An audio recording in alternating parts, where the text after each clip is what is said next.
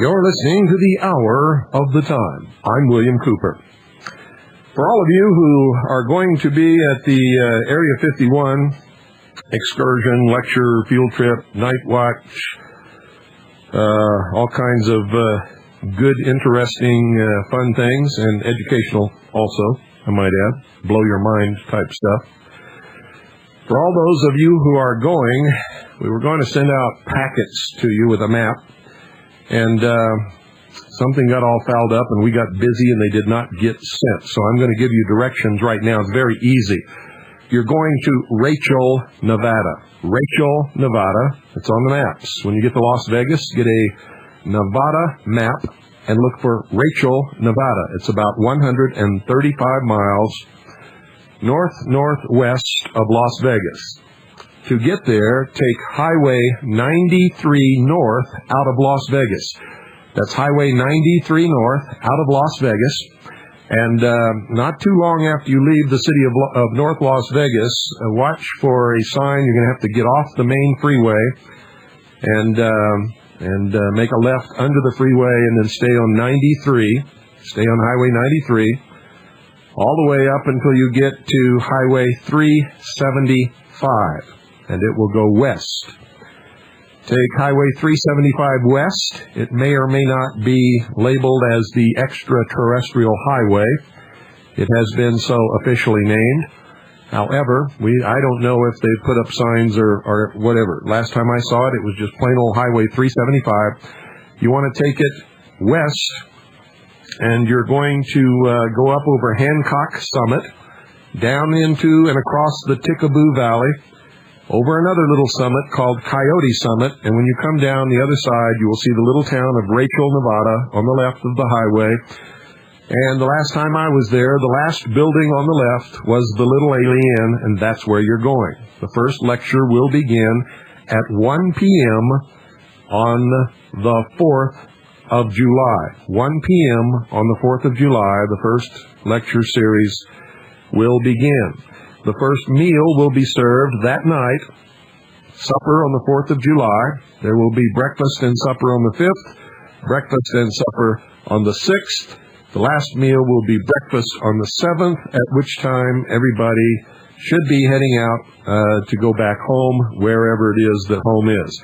If you're flying into Las Vegas, you'll need to rent a car, and I would advise that you rent a four-wheel drive vehicle if you can afford it. If not, just rent a good car and stay on the highways. If you rent a four-wheel drive, then you'll be able to go to some interesting places off the highway, which Nevada is full of. So, that's it. 93 north out of Las Vegas. Watch for the sign that tells you 93 north is going to split from the main highway. Get on 93, stay on it all the way to Highway 375. Take Highway 375 west, over Hancock Summit, across the Tickaboo Valley on the other side, up another little summit called Coyote Summit, and down the other side on the left, you will see the little town of Rachel, Nevada. The last time I was there, the last building on the left was the Little Alien. So I hope to see you all there on the 4th. And you've got plenty of time to get there. If you're a little bit late, that's okay. Don't worry about it. Tonight we're going to hear a speech by Leonard Piekoff. It doesn't matter where he did this speech or when he did it. What matters, ladies and gentlemen, is what he says pay very close attention. And remember that while the subject matter of this speech is the religious right tonight, he is neither for the right conservative or for the left liberal. He's not for either one of them, and I hope you get that message tonight.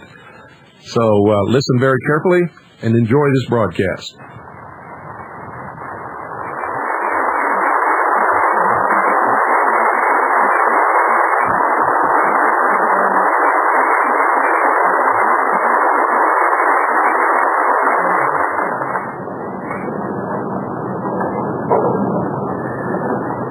Thank you, Mr. Smith.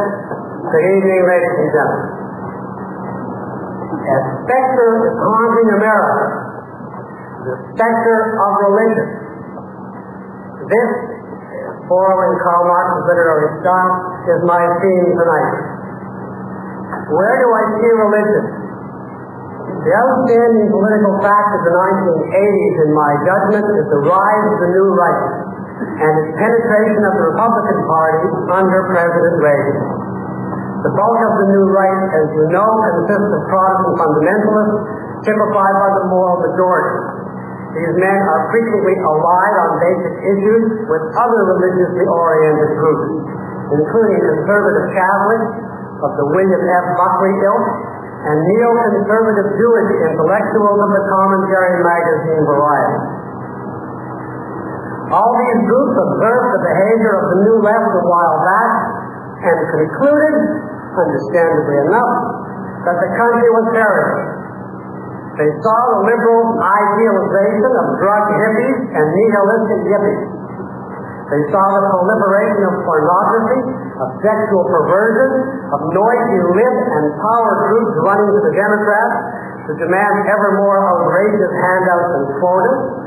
They heard the routine leftist deprecation of the United States and the routine counsel to appease Soviet Russia, and they concluded, with good reason, that what the country was perishing from was a lack of values, of ethical absolutes, of morality. Values, the left retorted, are subjective. No lifestyle and no country is better or worse than any other. There is no absolute right or wrong anymore, they said, unless, the liberals added, you believe in some outmoded ideology like religion. Precisely, the new right has replied. That is our whole point. There are absolute truths and absolute values, they say, which are the key to the salvation of our great country. But there is only one source of such values. Not man or this earth or the human brain, but the deity as revealed in Scripture.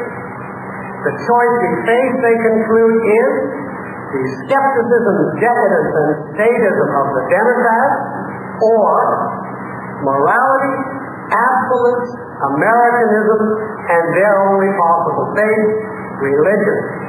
Old-time Judeo-Christian religion.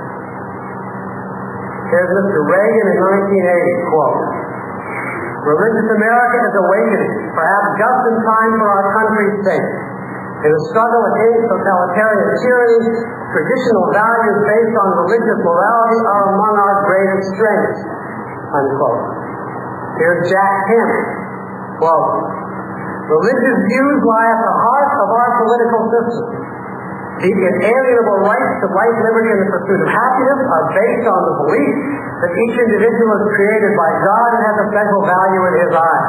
Without a common belief in the one God who created us, there could be no freedom and no recourse if the majority were to seek to abrogate the rights of the minority.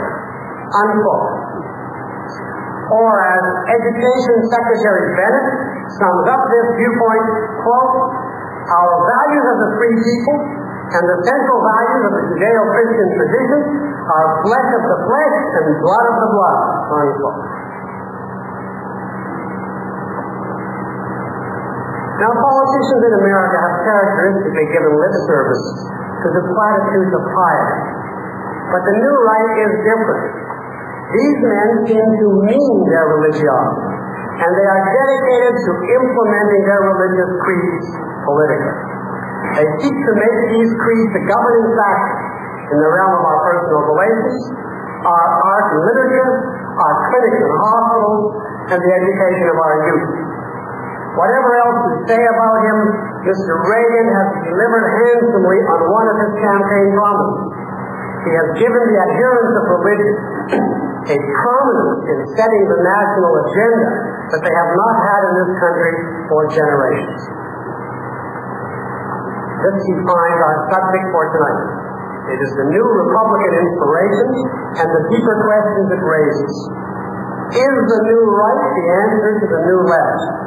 What is the relation between the Judeo-Christian tradition and the principles of Americanism? Are Ronald Reagan and Jack Kemp, as their admirers declare, leading us to a new era of freedom and capitalism, or to something else? In discussing these issues, I am not going to talk much about the new right as such. Its specific beliefs are widely known. Instead, I want to examine the movement within a broader philosophical context. I want to ask, what is religion? And then, how does it function in the life of a nation? Any nation, past or present? To be sure, these are very abstract questions, but they are inescapable. Only when we have considered them can we go on to judge the relation between a particular religion, such as Christianity, and a particular nation, such as America. Let us begin then with a definition. Let us ask, what is religion as such? What is the essence common to all its varieties, Western and Oriental, which distinguishes the phenomenon from other cultural manifestations? In a general way, we may answer religion involves a certain kind of outlook on the world and a consequent way of life. In other words, religion is a type of philosophy. And as such, a religion must include a view of knowledge, which is the subject matter of the branch of philosophy called epistemology, and it must include a view of reality, which is covered by metaphysics. And then on this foundation, a religion builds a view of values, and that is its ethics, or morality. So the question becomes, what kind of philosophy constitutes a religion?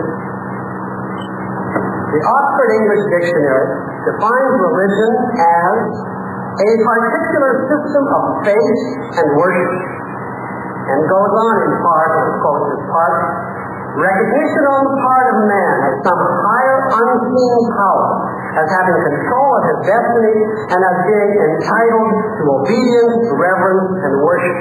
Unquote. The fundamental concept here is faith.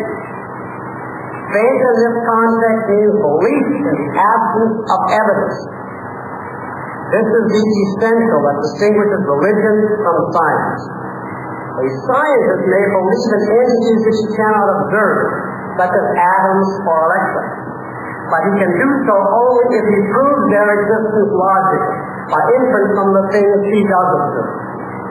A religious man, however, believes in some higher unseen power, which he cannot observe and cannot logically prove.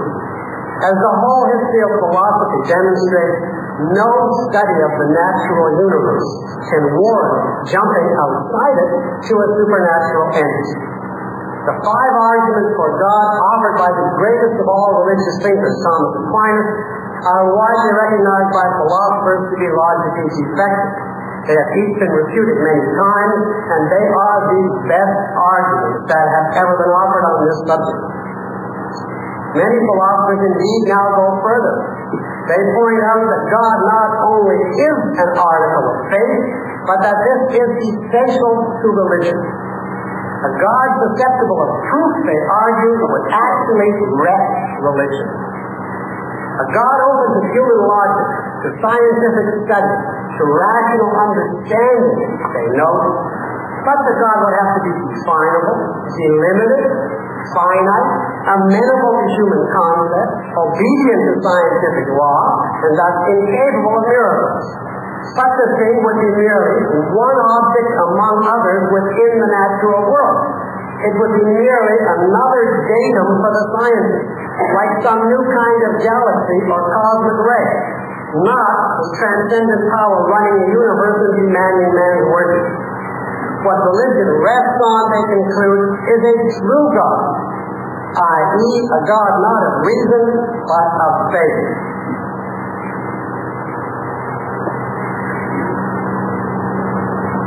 If you want to concretize the idea of faith, I suggest that you visit, of all places, the campuses of the Ivy League. Where, according to the New York Times, a religious revival is now occurring. Will you find students busily discussing proof or struggling to reinterpret the ancient myths of the Bible into some kind of consistency with the teachings of science? On the contrary, the students, like their parents, are insisting that the Bible be accepted as literal truth, whether it makes logical sense or not. I quote from one campus religious official, quoted in the Times, quote, "Students today are more reconciled to authority. There is less need for students to sit on their own mountaintop," unquote. In other words, to exercise their own independent minds and judgment. Why not? They are content simply to believe. At Columbia, for instance, a new student group gathers regularly on campus, not to analyze, but, quote, to sing, worship, and speak in tongues, unquote. Here is the chaplain at Columbia, quote, "People are coming back to religion in a way that some of us once went to the counterculture," unquote. Absolutely true. And note what they are coming back to. Not reason or logic, but faith. Faith names the method of religion, the essence of it, epistemology. And as the Oxford English Dictionary states, the belief in some higher unseen power is the basic content of religion. Its distinctive view of reality is metaphysics. This higher power is not always conceived as a personal God. Some religions construe it as an impersonal dimension of some kind. The common denominator is the belief in the supernatural, in some entity, attribute, or force, transcending and controlling this world in which we live. According to religion, this supernatural power is the essence of the universe and the source of all value. It is the realm of true reality and of absolute perfection.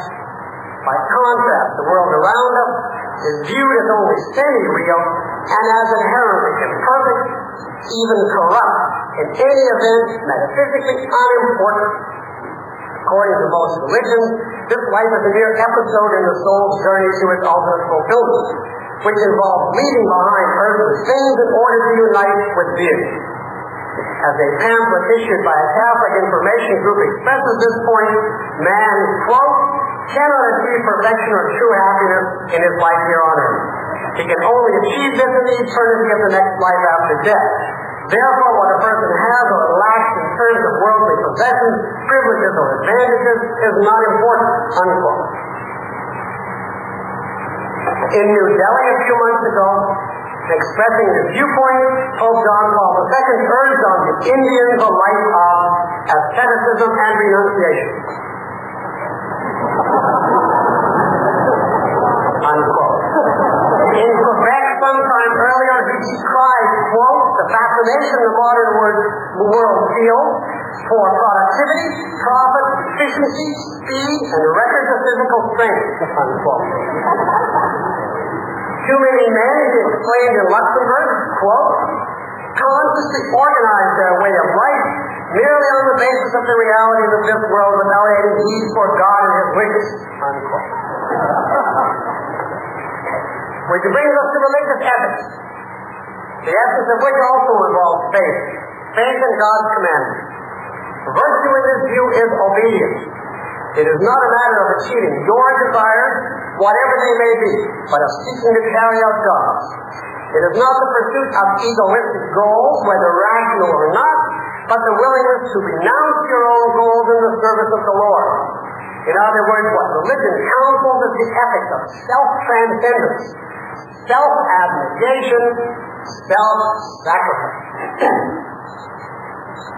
What single attitude most stands in the way of his ethics, according to religious writers? The sin of pride. Why is pride a sin? Because man in this view is a metaphysically defective creature. His intellect is helpless in the crucial questions of life. His will has no real power over his existence, which is ultimately controlled by God. His body lusts with all the temptations of the flesh. In short, man is weak, ugly, and low. A typical product of the low, unreal world in which he lives. Your proper attitude toward yourself, therefore, as to this world, should be a negative one. For creatures such as you and I, honor means humility, self-abnegation, even self-disgust.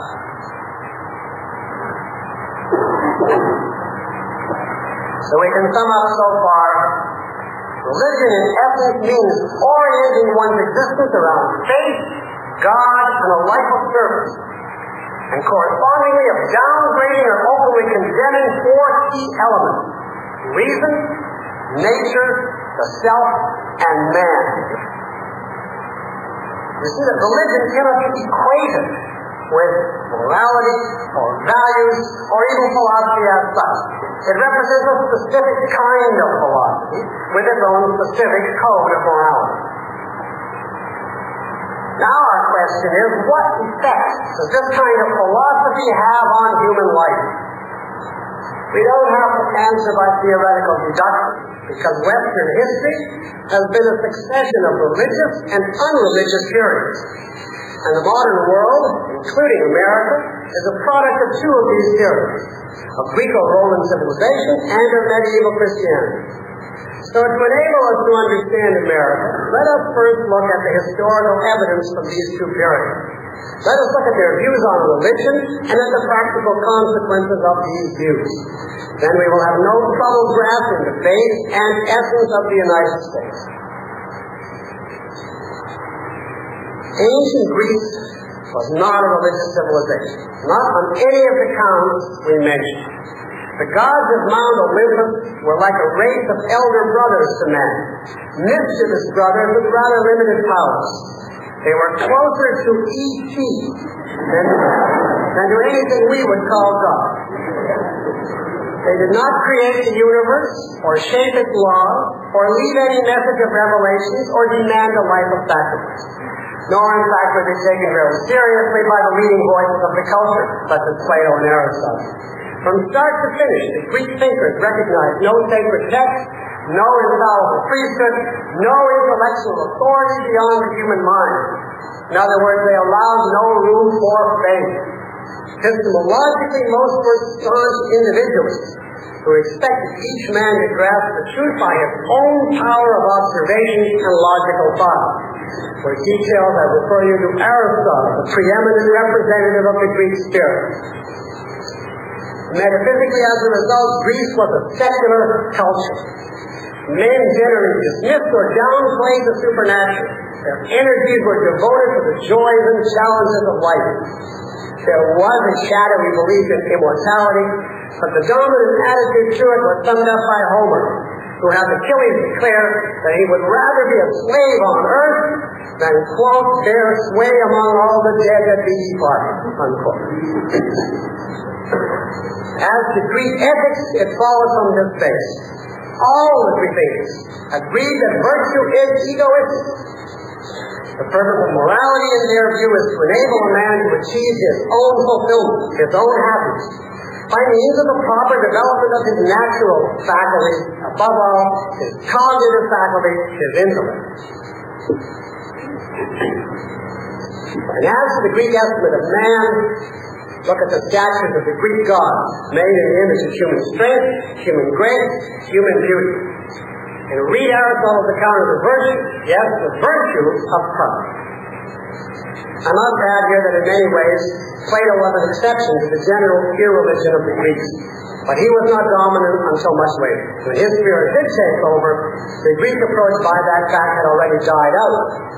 What replaced it was the era of Christianity.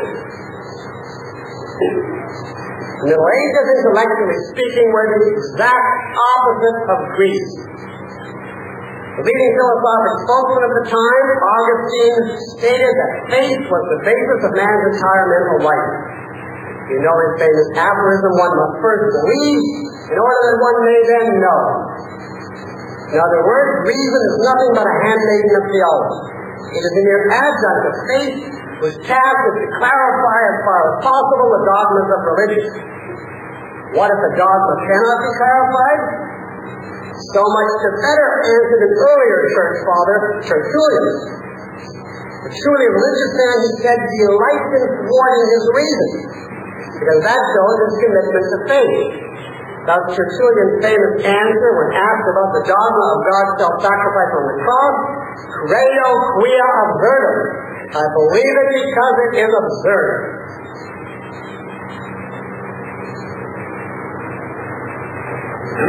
As to the realm of physical nature, the medieval characteristically regarded it as a semi-real haze, a transitory stage in the divine plan, and a troublesome one at that, a delusion and a snare.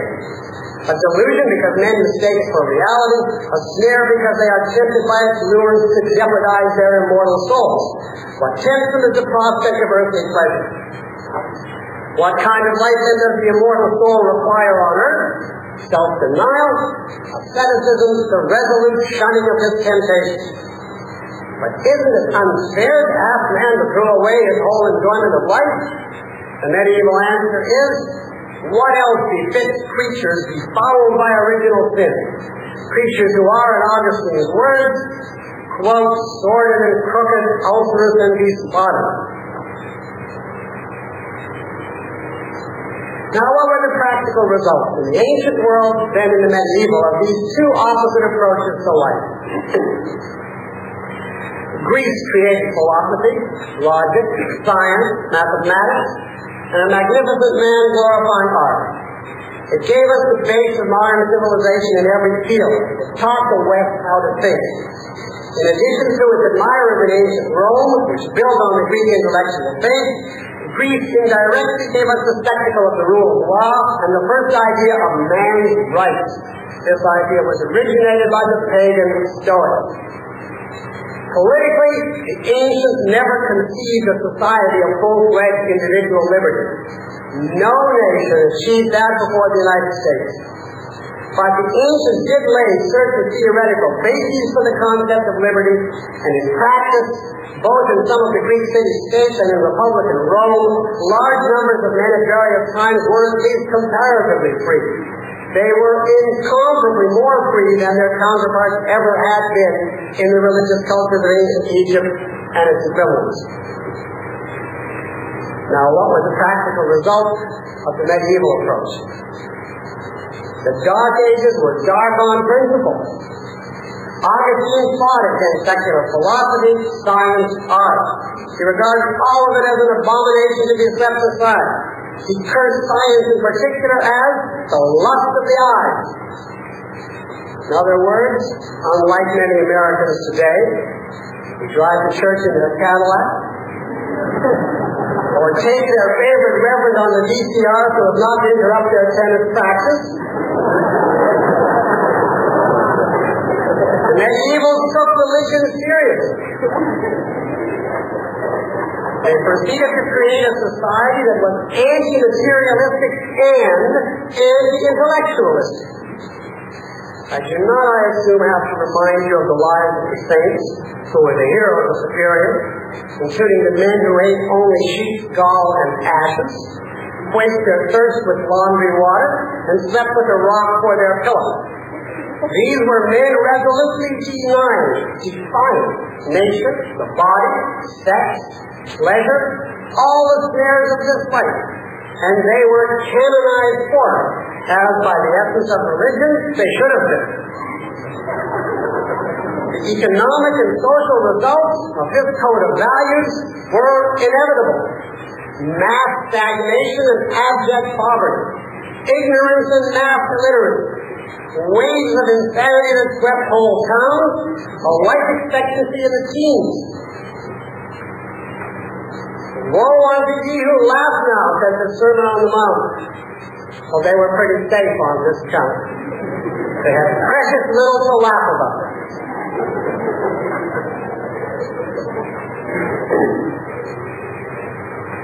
What about freedom in this era?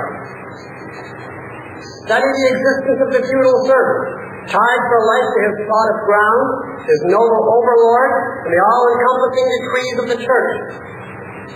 Or if you want an example closer to home, jump several centuries forward to the American Puritans, who were a medieval remnant transplanted to a virgin continent, and who proceeded to establish a thoroughgoing theocratic dictatorship in colonial Massachusetts. Why did they? It was necessitated, they said, by the very nature of their religion. You are owned by God, they explained to any potential dissenter.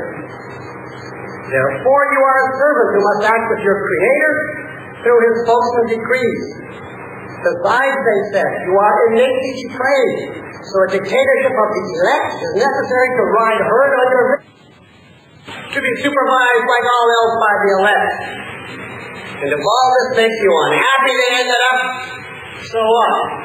You're not supposed to pursue happiness in this life anyway. In short, there can be no philosophic breach between thought and action. The consequence of the epistemology of religion is the politics of tyranny. If you cannot reach the truth by your own mental powers, but must be obedient to a cognitive authority, then you are not your own master, and you cannot guide your behavior by your own judgment either, but must be submissive in action as well. This is the reason why, historically, as Ayn Rand often pointed out, faith and force are always corollary. Each requires the other. Now, I want to acknowledge here that the early Christians did contribute some good ideas to the world, ideas that proved important to the cause of future freedom. I must, so to speak, give the angels their due.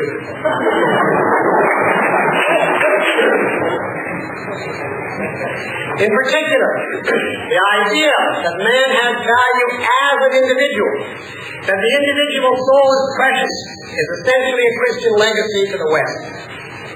Its first appearance was in the form of the idea that every man, despite original sin, is made in the image of God, as against the pre-Christian notion that a certain group or nation has a monopoly on human value, while the rest of mankind are properly slaves or mere barbarians. But notice one thing here. This Christian idea by itself was historically impotent. It did nothing to unshackle the serfs, or stay the Inquisition, or turn the Puritan elders into Thomas Jefferson. Only when the religious approach lost its power, only when the idea of individual value was able to break free from its initial Christian context and become integrated into a rational, secular philosophy, only then did this kind of idea bear practical fruit, as we are now going to see. Now let us ask what, or more exactly who, ended the Middle Ages. My answer is Thomas Aquinas, who introduced Aristotle and thereby reason into medieval culture. In the 13th century, Aquinas, for the first time in a millennium, reasserted in the West the basic pagan approach. Reason, he said, in deliberate opposition to Augustine, reason does not rest on faith. It is a self-contained natural faculty which works on sense experience. And its essential task is not to clarify revelation, but rather, as Aristotle had said, to gain knowledge of this world. Man, Aquinas declared forthrightly, must use and obey reason. Whatever one can prove by reason and logic, he said, is true. Now, Aquinas himself thought that he could prove the existence of God. And he also thought that faith is often valuable as a supplement to reason. But this did not alter the nature of his revolution. His was the charter of liberty, the moral and philosophical sanction which the West had desperately needed. His message to mankind after the long ordeal of faith was, in effect, it's all right. You don't have to stifle your mind anymore. You can think. The result in historical short order was the revolt against the authority of the church, the feudal breakup, the Renaissance. Renaissance means rebirth, the rebirth of reason and of man's concern with this world. Once again, as in the pagan era, we see the rise of secular philosophy, natural science, man-glorifying art, and the pursuit of earthly happiness. It was a gradual, tortuous change, each century becoming a little more worldly than the preceding, from Aquinas to the Renaissance to the Age of Reason to the climax and end of this development. The 18th century, the Age of Enlightenment. This was the age in which America's founding fathers were educated and in which they created the United States. The Enlightenment represented the triumph, for a short while anyway, of the pagan Greek and specifically of the Aristotelian spirit. Its basic principle accordingly was respect for man's intellect and correspondingly the wholesale dismissal of faith and revelation.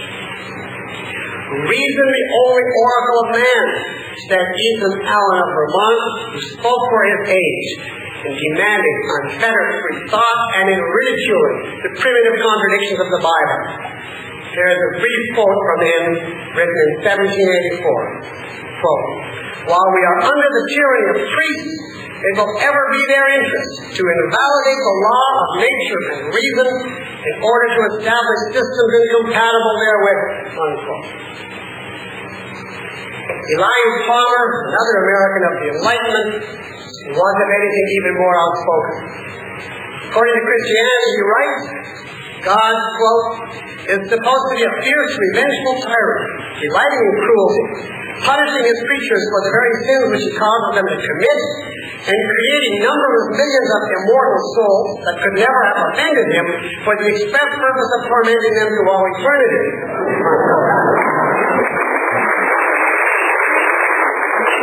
The purpose of this kind of notion, he says elsewhere, quote, the grand object of all civil and religious tyrants has been to suppress all the elevated operations of the mind, to kill the energy of thought, and through this channel to subjugate the whole earth for their own special emolument, unquote. Quote from him again, it has hitherto been deemed a crime to think, unquote, he observed, but at last men have a chance, he goes on, because they have finally escaped from, quote, the long and doleful night of Christian rule, and have grasped instead the unlimited power of human reason, reason which is the glory of our nature, unquote. Now, Allen and Palmer are extreme representatives of the Enlightenment attitude, I grant you, but they are representatives. Theirs is the attitude which was new in the modern world and which in a less inflammatory form was shared by all the founding fathers as their basic revolutionary premise. Thomas Jefferson states the attitude more sedately, with less willful provocation to religion, but it is the same essential attitude. Here is from a letter to a nephew of his, quote, Jefferson, quote, fix reason firmly in her seat and call to her tribunal every fact, every opinion. Question with boldness even the existence of a God, because if there be one, he must more approve of the homage of reason than that of blindfolded fear, unquote. Observe the philosophic priorities in this advice. Reason comes first. God is a derivative if you can prove it. The absolute which must guide the human mind is the principle of reason. Any other idea to be accepted must meet this test. It is in this approach, in this fundamental rejection of faith, that the irreligion of the Enlightenment intellectuals lies. The consequence of this approach was the age's rejection of all the other religious priorities. Metaphysics, this world once again was regarded as real, as important, and as a realm not of miracles but of impersonal natural law. In ethics, success in this life became the dominant motive. The veneration of asceticism was swept aside in favor of each man's pursuit of happiness, his own happiness on earth, to be achieved by his own effort, by self-reliance and self-respect, leading to self-made prosperity. But can man really achieve fulfillment on earth? Yes, the Enlightenment answers. Man has the means, the potent faculty of intellect necessary to achieve his goals and values. Man may not yet be perfect, it was said at the time, but he is perfectible. He must be so because he is the rational animal. Such were the watchwords of the period. Not faith, God, service, but reason, nature, happiness, man. Many of the founding fathers, of course, continued to believe in God and to do so sincerely. But it was a vestigial belief, a leftover from the past, which no longer shaped the essence of their thinking. God, so to speak, had been kicked upstairs by the Enlightenment. He was now regarded as a detached spectator who neither responds to prayer, nor offers revelations, nor demands immolation. This sort of viewpoint is known as deism, and it cannot, properly speaking, be classified as a religion. It is a stage in the atrophy of religion. It is the step between Christianity and outright atheism.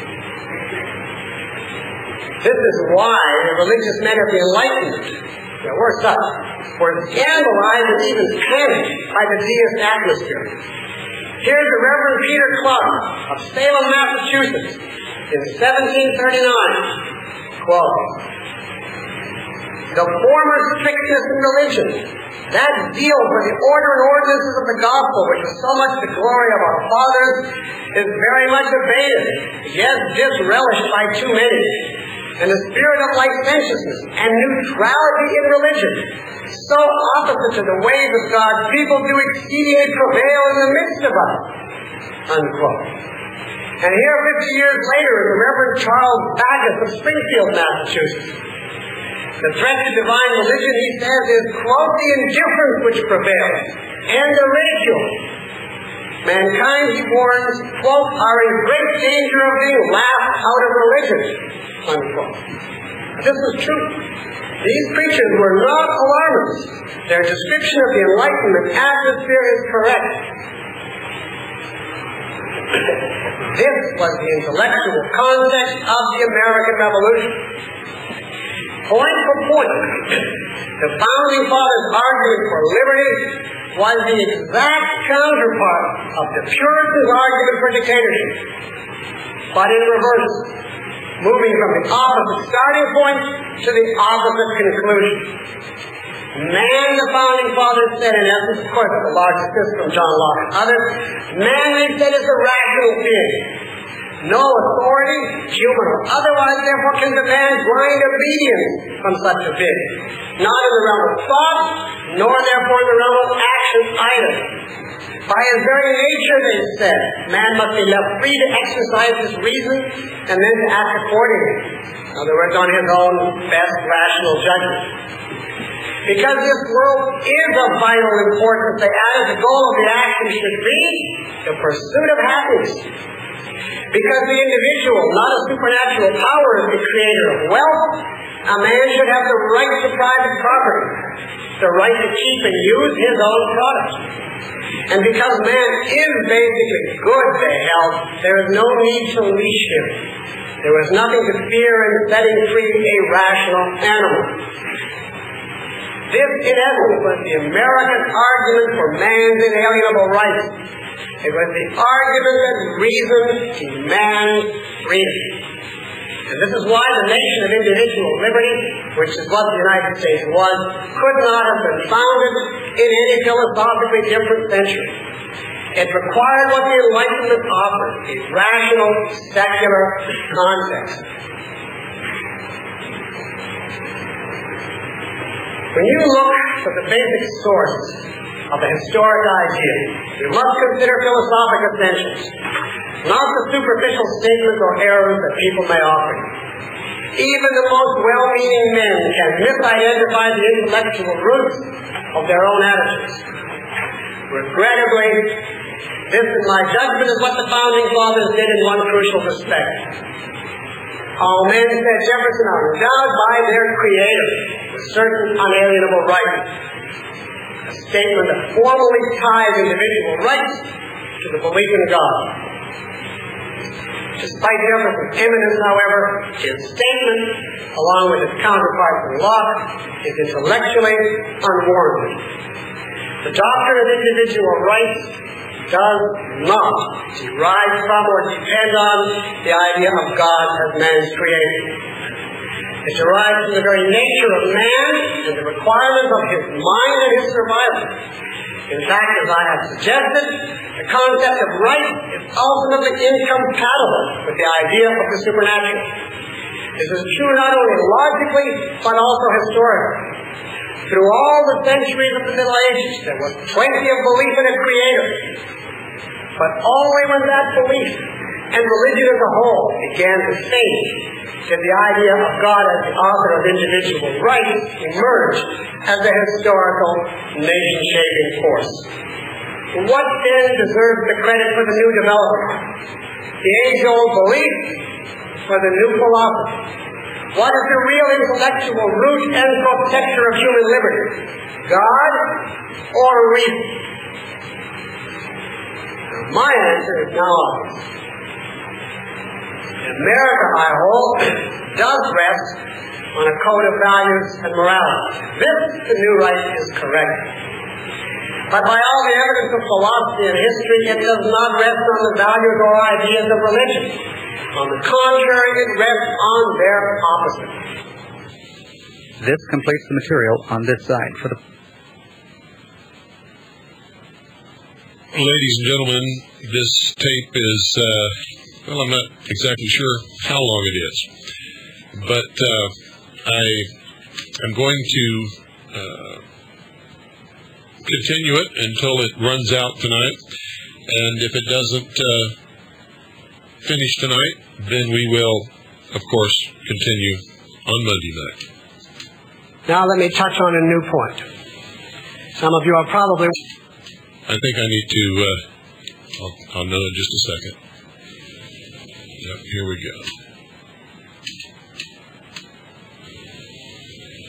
go. Okay, if you'll be patient for just a couple of seconds, it should be coming up momentarily with the continuation of Leonard Piekoff.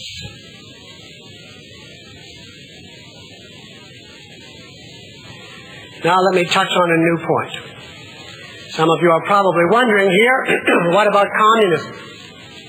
Isn't it a logical, scientific, atheistic philosophy, and yet doesn't it lead straight to totalitarianism? The short answer to this is, communism is not an expression of logic or science, but the exact opposite. Despite all its anti-religious posturings, communism is nothing but a modern derivative of religion. It agrees with the essence of religion on every key issue, then merely gives that essence a new outward veneer or cover-up. The communists reject Aristotelian logic and Western science in favor of the so-called dialectic process. Reality, they claim, is a stream of outright contradictions, which is beyond the power of bourgeois reason to understand. The communists deny the very existence of man's mind, claiming that human words and actions reflect nothing but the illogical, predetermined churnings of blind matter.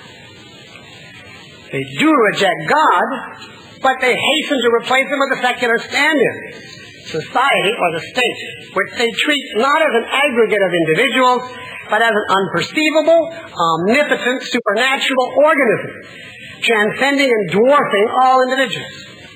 Man, they say, is a mere social cog or atom, whose duty is to sacrifice everything to and for his transcendent master, the state. Above all, they say, no such cog has the right to think by and for himself. Every man must accept the decrees of society's leaders. He must accept them because that is the voice of society, whether he understands it or not. In other words, communism fully, as much as Tertullian, demands faith from its followers and subjects. Faith in the literal religious sense of the term. On every count, the conclusion is the same. Communism is not a new rational philosophy. It is a tired, slavishly imitative heir of religion. And this, by the way, is why, so far, communism cannot come to power in the West. Unlike the Russians, we have not been steeped enough in religion, in faith, sacrifice, humility, and therefore in servility. We are still, even now, too rational, too this worldly, and too individualistic to submit to naked tyranny. In other words, we are still being protected by the fading remnants of our Enlightenment heritage. But we will not be so for long if the new right has its way. Philosophically, the new right has the same fundamental ideas as the new left. Its religious zeal is merely a variant of irrationalism and the demand for self-sacrifice. And therefore, it has to lead to the same kind of results in practice, namely dictatorship. Nor is this merely my theoretical deduction. The new rightists themselves tell it to you openly. While claiming to be the defenders of Americanism, their distinctive political agenda is pure statism. The outstanding example of this is their insistence that the state prohibit abortion even in the first trimester.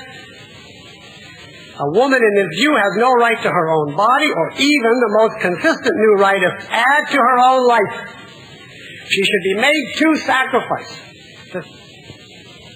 To sacrifice her desires, her life goals, and even her very existence at the behest of the state in the name of a mass of protoplasm, which is at most a potential human being, not an actual one.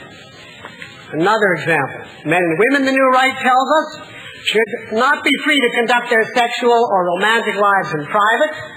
In accordance with their own choice and values, the law should prohibit any sexual practices condemned by religion. And children, we're told, should be indoctrinated by state-mandated religion at school. For instance, biology texts should be rewritten under government tutelage to present the book of Genesis as a scientific theory on a par with or even superior to the theory of evolution. And of course, the ritual of prayer must be forced down the children's throats. Is this not contrary to the Constitution, the state establishment of religion? You may ask, and of a controversial intellectual viewpoint? Not at all, says Jack Kemp. I quote from him. If a prayer is said aloud, it need be no more than a general acknowledgement of the existence, power, authority, and love of God the Creator, unquote. That's all. Nothing controversial or indoctrinating about that. And when the students finally do leave school, after all the indoctrination, can they then be trusted to deal with intellectual matters responsibly? No, says the new right. Adults should not be free to write, to publish, or to read according to their own judgment. Literature should be censored by the state according to a religious standard of what is fitting as against obscene. Is this a movement in behalf of Americanism and individual rights? Is it even a movement in accordance with the principles of the Constitution?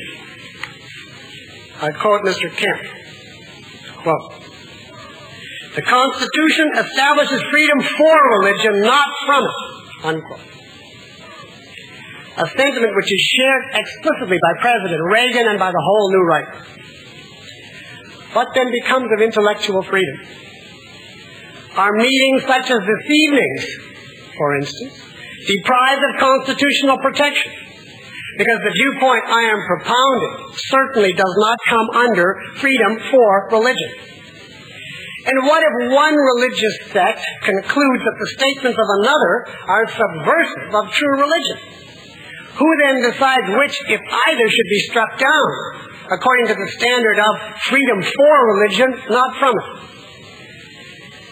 Can you predict the fate of free thought and of life, liberty, and the pursuit of happiness if Mr. Kemp and associates were to get their hands fully on the courts and the Congress? What we are seeing is the medievalism of the Puritans over again, but without their excuse of ignorance. We are seeing it on the part of modern Americans who lived not before the Founding Fathers' heroic experiment in liberty, but after it. The new right is not the voice of Americanism.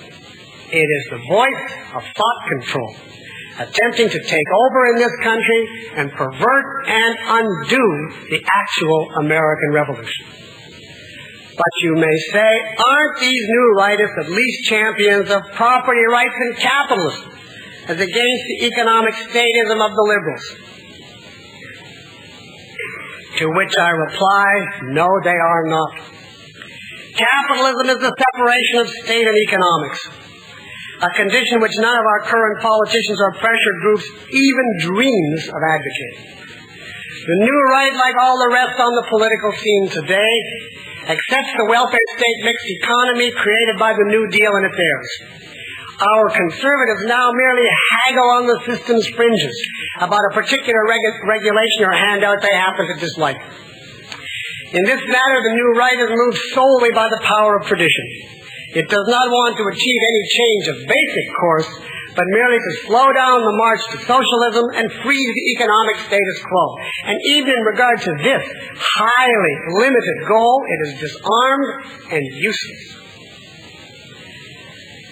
If you want to know why, I refer you to the published first draft of the recent pastoral letter of United States Catholic bishops, men who are much more consistent and philosophical than anyone in the new right. The bishops recommend a giant step in the direction of socialism. They ask for a vast new government presence in our economic life, overseeing a vast new redistribution of wealth in order to aid the poor at home and abroad. And they ask for it on a single basic ground: consistency with the teachings of Christianity. Some of you may say here, but if the bishops are concerned with the poor, why don't they praise and recommend capitalism, the great historical engine of productivity, which makes everyone richer? If you think about it, however, you will see that valid as this point may be, the bishops cannot accept it. Can they praise the profit motive while extolling selflessness? Can they glorify the passion to own material property while declaring that worldly possessions are not important? Can they demand that men practice the virtues of productiveness and long-range planning while upholding as our model the lilies of the field? Can they endorse the self-assertive risk-taking of the entrepreneur while teaching that the meek shall inherit the earth? Can they unleash the creative ingenuity of the human mind, which is the real source of material wealth, while elevating faith above reason? The answers are obvious. Regardless of the unthinking pretenses of the new right, no religion. Ladies and gentlemen, we'll continue this on Monday night. Good night, and God bless you all.